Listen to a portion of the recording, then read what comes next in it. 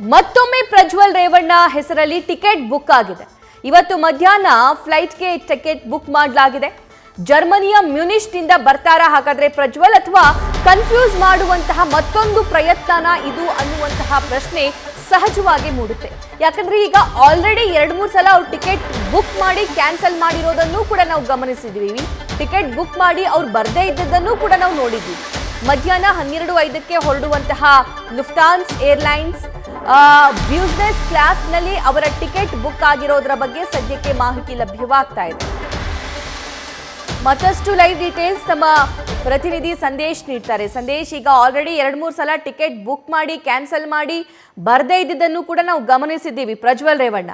ಆದರೆ ಈ ಸಲನೂ ಅದೇ ಪ್ರಯತ್ನನ ಅಥವಾ ಧೈರ್ಯವಾಗಿ ಬರ್ತಾರಾ? ಬರುವಂತಹ ಚಾನ್ಸಸ್ ಇದೆಯಾ?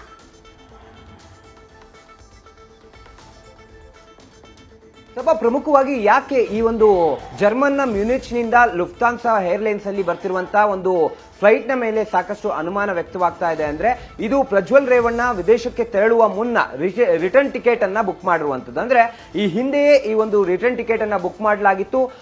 ಅಂದ್ರೆ 15ನೇ ತಾರೀಕು ಮಧ್ಯಾಹ್ನ 12:30ಕ್ಕೆ ಆ ಒಂದು ಫ್ಲೈಟ್ ಹೊರಡುತ್ತೆ ಅಂತ ಈ ಹಿಂದೆನೆ ಹೇಳಲಾಗ್ತಾ ಇತ್ತು. ಆದ್ರೆ ಇವತ್ತು ಏನು ಲುಫ್ತಾನ್ಸಾ ಏರ್ಲೈನ್ಸ್ ನ ಮುಖಾಂತರವಾಗಿ ಬುಕ್ ಮಾಡಿರುವಂತ ಈ ಒಂದು ಟಿಕೆಟ್ ಏನಿದೆ, ಇವತ್ತು ತಡರಾತ್ರಿ ಆ ಒಂದು ಫ್ಲೈಟ್ ಬೆಂಗಳೂರಿನ ಕೆಂಪೇಗೌಡ ಅಂತಾರಾಷ್ಟ್ರೀಯ ವಿಮಾನ ನಿಲ್ದಾಣಕ್ಕೆ ರಾತ್ರಿ 12:30ಕ್ಕೆ ಸರಿಯಾಗಿ ಬಂದು ಲ್ಯಾಂಡ್ ಆಗುತ್ತೆ. ಹಾಗಾಗಿ ಎಲ್ಲ ಒಂದ್ ಕಡೆ ರಿಟರ್ನ್ ಟಿಕೆಟ್ ಅನ್ನ ಇದು ಬುಕ್ ಮಾಡಿರೋದ್ರಿಂದ ಈ ಒಂದು ಫ್ಲೈಟ್ ಮೇಲೆ ಸಾಕಷ್ಟು ಅನುಮಾನಗಳು ಅಥವಾ ಬರ್ತಾರಾ ಅನ್ನೋ ಒಂದು ಮಾತುಗಳು ಕೂಡ ಕೇಳಿ ಬರ್ತಾ ಇರುವಂತದ್ದು. ಜೊತೆಗೆ ಇಲ್ಲಿ ಪ್ರಮುಖವಾಗಿರುವಂತದ್ದು ಯಾಕೋ ಒಂದ್ ಕಡೆ ಈ ಹಿಂದಿನಿಂದಲೂ ಕೂಡ ಸಾಕಷ್ಟು ಫ್ಲೈಟ್ಗಳ ಬುಕ್ ಆಗಿ ಕ್ಯಾನ್ಸಲ್ ಆಗಿತ್ತು. ಹಾಗಾಗಿ ಎಲ್ಲ ಒಂದ್ ಕಡೆ SIT ಅಧಿಕಾರಿಗಳನ್ನ ದಿಕ್ಕು ತಪ್ಪಿಸುವಂತ ಕೆಲಸಗಳು ಆಗ್ತಾ ಇದೆಯಾ? ಯಾಕಂದ್ರೆ ಪ್ರಜ್ವಲ್ ರೇವಣ್ಣ ಅವರ ಹೆಸರಿನಲ್ಲಿ ಯಾವ ಟಿಕೆಟ್ ಬೇಕಾದ್ರೂ ಯಾರು ಬೇಕಾದ್ರೂ ಟಿಕೆಟ್ ಅನ್ನ ಬುಕ್ ಮಾಡಬಹುದು. ಹಾಗಾಗಿ ಎಲ್ಲ ಒಂದ್ ಕಡೆ ಟಿಕೆಟ್ ಬುಕ್ ಮಾಡೋದು ಹಾಗೆ ಕ್ಯಾನ್ಸಲ್ ಮಾಡುವಂತ ಕೆಲಸವನ್ನ ಮಾಡಿ SIT ತನಿಖೆಯ ದಿಕ್ಕನ್ನ ತಪ್ಪಿಸುವಂತ ಕೆಲಸವನ್ನ, ಅಥವಾ ಪ್ರಜ್ವಲ್ ರೇವಣ್ಣ ಎಲ್ಲಿದ್ದಾರೆ ಅನ್ನೋದು ಗೊತ್ತಾಗಬಾರ್ದು ಅನ್ನೋ ರೀತಿಯಲ್ಲಿ ಈ ರೀತಿಯಲ್ಲಿ ಮಾಡಲಾಗ್ತಾ ಇದೆಯಾ ಅನ್ನೋ ಒಂದು ಅನುಮಾನ ವ್ಯಕ್ತವಾಗ್ತಾ ಇದೆ. ಆದ್ರೆ